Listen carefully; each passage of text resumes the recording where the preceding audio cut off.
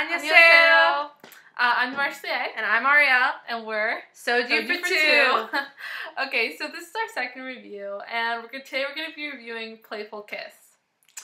Now, Playful Kiss is not my favorite drama. No.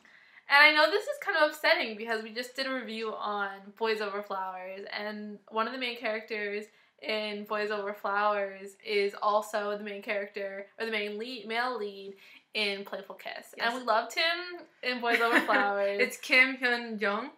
And feel ambivalent about him in Playful Kiss. So in this character, in this story, kind of the main setting of this is supposed to be high school. It's, you know, exam time, which is like a big deal in South Korea. You know, and going into sort of college, transitioning. That's sort of like the main, you know, setup for it. But this drama is drama that loses something for me. So the main characters are Han-mi, she's the main female lead, and then it's Sung-jo, which is Hyun-joong he plays Ji-hoo in Boys Over Flowers. Yes. And then there's Jung-gu, who's like to round out our love triangle. Love triangle, yeah. There's also a girl character who like adds the other side of that, but she's not as important to us, so we're not going to mention her. So like the characters in this one, like we talked about, like our number one thing we talked about first is like characters. And I think we think of the problem with this, like she has, like Han-mi has a bunch of like friends in this show, and like I just feel like, and his mother, Sung-jo's mother, like she plays like a large part of this, but I feel like she's like really unbelievable character. And I know it sounds crazy in K-dramas to imagine someone being like over the top, but I feel like she has moments in this where she's really over the top, and in a way that like it doesn't seem like she'd really be a real mother. So the extended cast in this, I feel like sometimes takes away. Yeah, the only character that we really love is Jung-gu, and he is actually in another show we like. Yes. What is it? Okay, this one's like a crazy title. It's either like the bottom of the ninth or like ninth inning, second out. Yeah. But he plays in that. Yeah, he's in that as well. We really like him. He's really cute and he's like really like lovable. But the rest of the cast, like we do not feel like support this show enough. Okay, so chemistry. Yeah. I feel like there's zilch in this drama. Like, okay, so the main character in this, what I feel like the main problem is that he's supposed to be kind of cold. He's really intelligent. But I feel like he doesn't really give any attention to the main lead in a way that's positive. So he's really negative all the time. And this was one of those dramas where I had trouble watching it because I felt like he was a real jerk. I couldn't really get past it. I mean, I watched the whole drama, like, even when things seem to resolve nicely, he still treats her badly. Yeah, there's, like, it does not feel like it's something you want to watch. Yeah. Like, it doesn't feel like it's like, oh, like, he's overcome it. Like, the Darcy syndrome, he hasn't really overcome it. So. And the thing is, I've seen a lot of people recommend this drama. This is a really popular drama for a lot of people.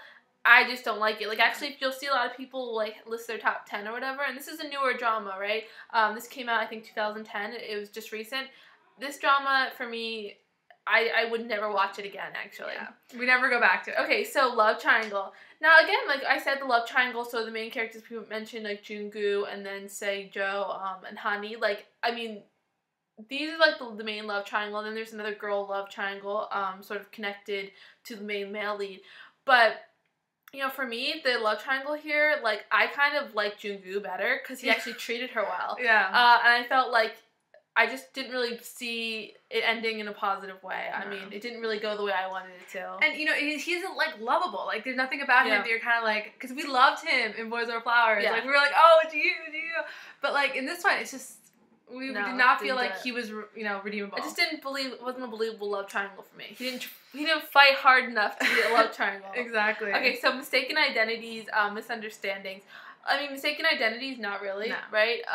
Misunderstandings. There's a few, couple, but like nothing really memorable. I feel like for me, just maybe that's the issue here. Like nothing really standout happens, and like so you don't like you're not on the edge of your seat. Like when you're watching Boys Over Flowers, like we said the last one, you're not really like, you know, waiting for the next moment. It's just kind of following along. And for me, I think all this goes back to like the very beginning of the premise. Like the premise is like that her house like falls apart and she goes and lives with his family, like her and her dad. And something about like this house imploding is like the only house in the street imploding.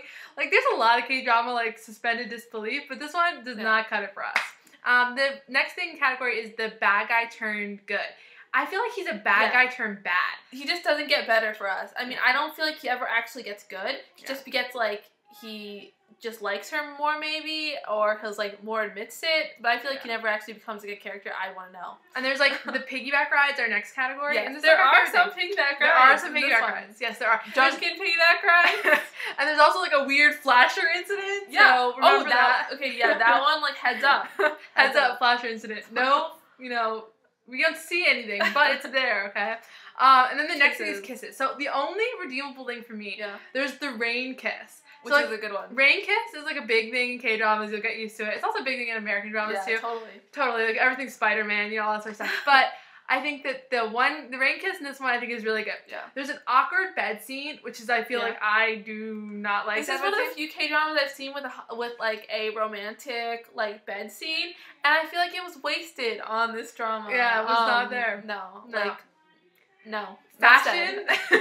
Our final category, like from polar opposite, I think, from like Boys Over Flowers. Like he's playing like a really conservative, like college student or high school to college student. So like the uniform in the beginning we understand, but like the fashion wasn't really there. No. She has like a really meek outfits, and that's fine. Like it's trying to be really normal, and I can understand that. Yeah, it's more like normal life. Like, nothing really out of the ordinary. So go to rating, Marsh. Yeah, what do we think? I mean, I rate this like 2 piggybacks. I mean, and honestly, probably because of the piggybacks is like the only reason why I like this drama. Yeah, I'm gonna go give it like a 1.5 piggyback, and I think I'm only giving it that because of the rain kiss. Because I thought the rain kiss was like good. And, like, that was pretty, like, that was the only sexy moment of it. The rest of the show, like, I'm sorry, Jihoon, we loved you and Boys Over Flowers, but this was not our favorite. We need a new drama. We need a new drama. So, that's our rating of Playful Kiss. We're sorry if everyone hates us for this. Yeah, if they're offended by it. But. You know, we're pretty good sports most of the time, but this one, not our favorite. No. Okay, well, thanks, guys. Please subscribe.